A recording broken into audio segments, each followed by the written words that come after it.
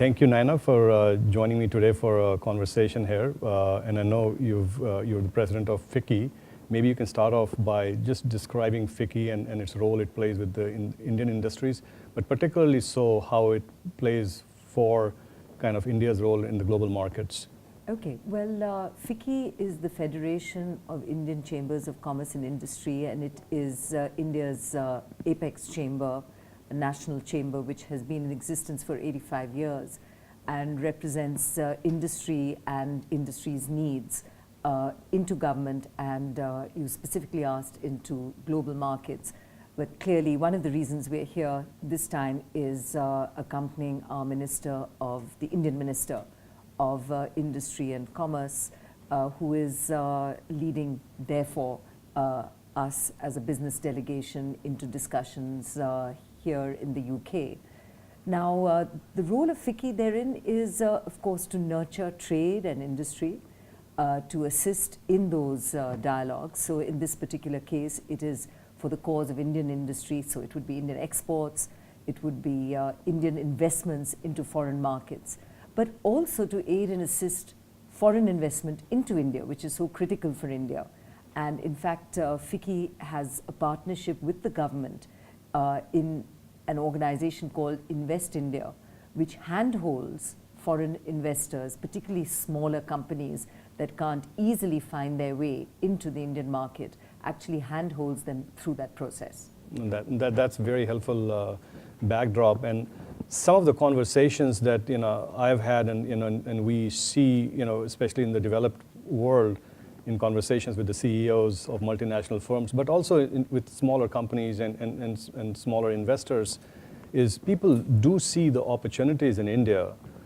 And one of the questions which comes to their mind is, does India provide the level of transparency, the standards of global corporate governance and risk management and some of the best practices which people take for granted in developed parts of the world?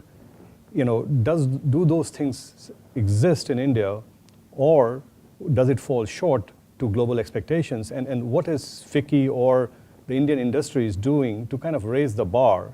Yeah. And is there any perspective that you can share on that? Yeah. So I think it becomes important to look at this from specific industries. Don't forget that we have had a long tradition of large multinationals and mid-sized ones operating in India. And they have done that with great success and great aplomb. They have functioned in these markets. They have been profitable. And many have, in fact, continued to invest, as indeed, even as we speak, Unilever had announced a huge investment into India to up their stake to 75%.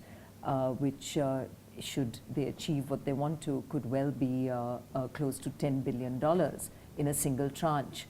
And these are players who are in India, operate to the highest standards of governance, and have chosen to continue to invest and invest in very large numbers.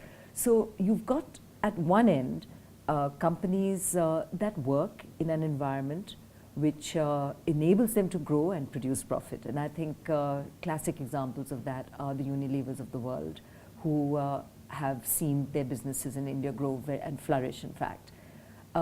There are equally companies that I think right now face the challenge, not just in terms of foreign investment, but Indian investors as well, which is in the infrastructure sectors, where India has a huge challenge right now in the power sector, because their issues to do with coal linkages, issues to do therefore with the regulatory environment have stalled either because environment has come in as an issue, or coal supply, which is also related to environment, has come in as an issue, and government contracts themselves are therefore up for review yet again. And it gives the impression therefore of things having absolutely fallen apart. The good news here is, the bad news is that is true. The good news is that there is a Cabinet Committee of Investment now, which is project by project helping clear this mess. And many of these projects are therefore again seeing the light of day, and they're critical not just because these projects themselves are needed, we need the power, we need the power projects, but also because if we don't sort this out, we would have a non-performing assets in the banking sector going up, and then monies for new projects in these sectors would be hard to come by. So it's very important that these projects get sorted out. So you've got in those sectors clearly issues which need resolution. And then there's the overriding issue which I suspect you were hinting at, and that is to do with India through a corruption index, etc. And I think that to some extent I answer also by saying that there are many, many companies in India which have operated for many years to the highest standard. So you don't have to be part of a system that is corrupt. Yes, your permissions may take longer, but the long and short of it is you do get that permission. And if you're in no hurry and you live by the rules of the land, there's nothing that gets in your way either. So you can operate through the highest levels of governance if you choose to.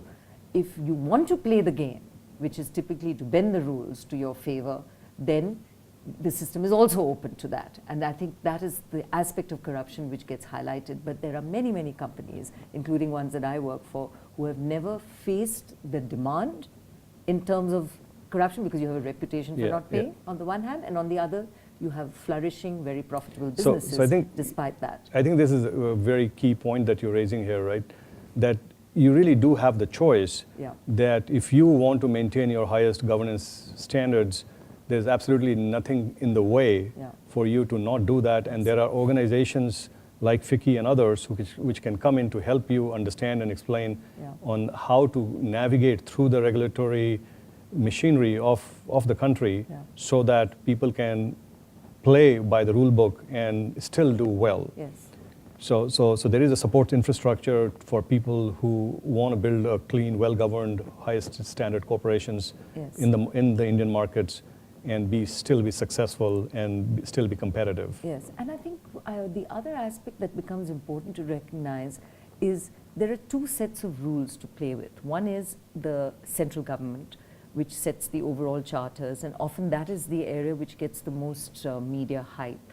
But where the rubber really hits the ground is in the states, because that is where you really need the permissions to the land, the setting up of your plant, the permissions for water, electricity, etc.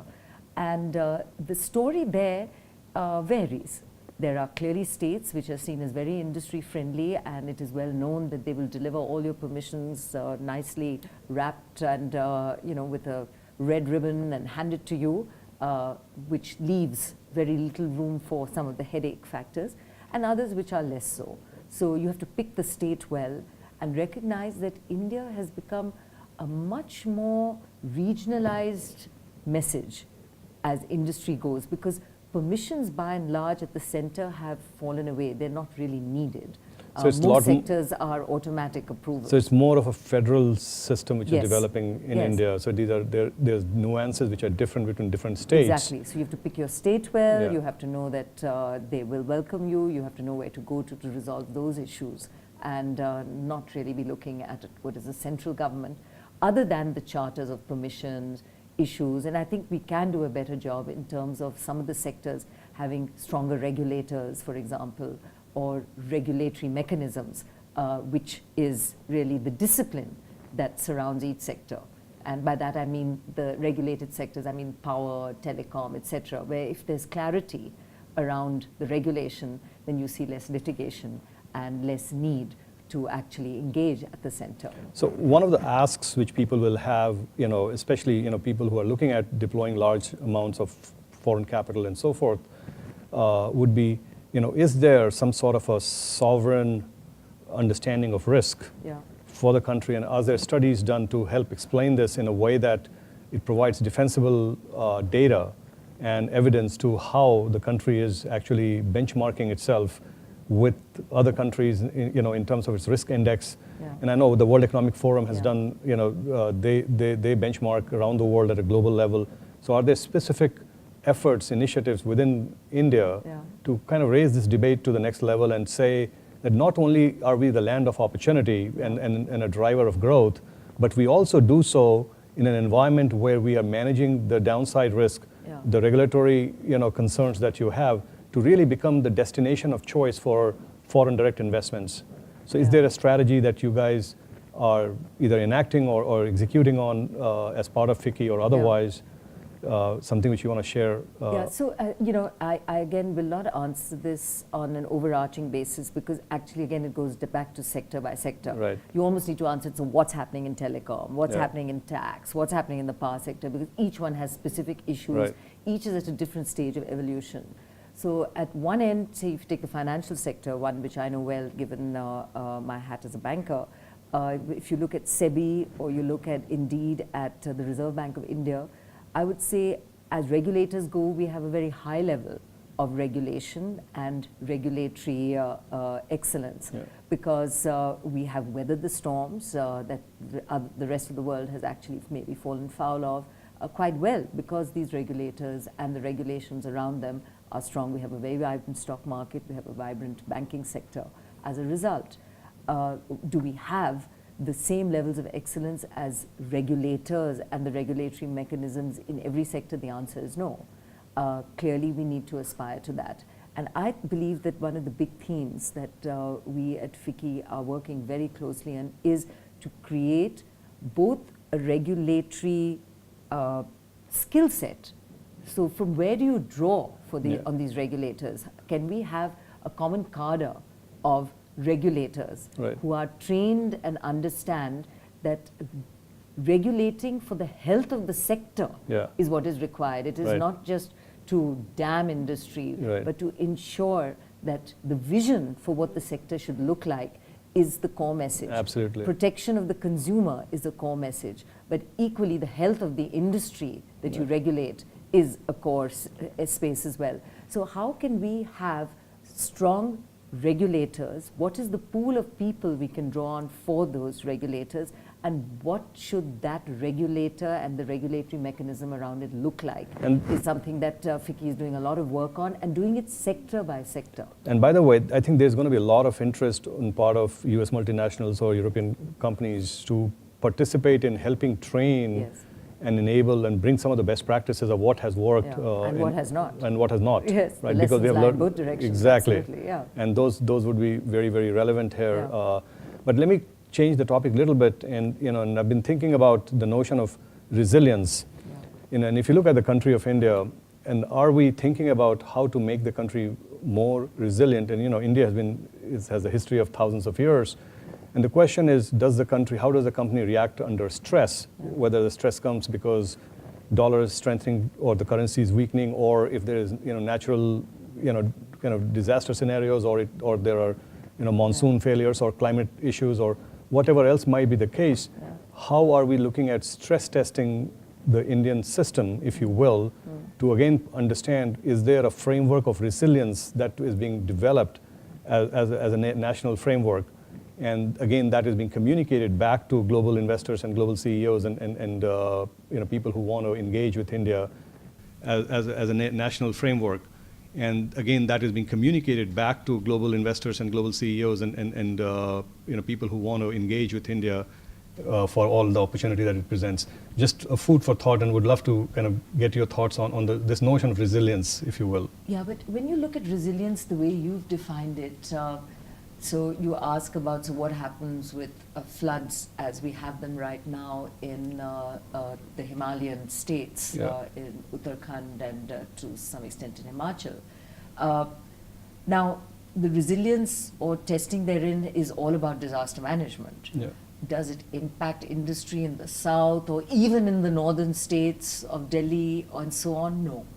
So is it the resilience of a country in terms of its attractiveness as industry that gets impacted? Because there will always be a problem somewhere given the vast size of India. A rape doesn't mean that all women in India get raped, right? Yeah. So in terms of the sheer incidence, it becomes important to recognize that you will see, it's like looking at Europe as a whole and then having a problem in one country and then determining that all of Europe is like Greece, right? And that is what India is. And you cannot draw a parallel therein. So I've been hearing tales from the management that is happening through you mentioned the floods, and therefore the floods in the north of India, and the work that the Indian Army there is doing is phenomenal. Okay. The interviews from people who have been saved and have come through are just phenomenal.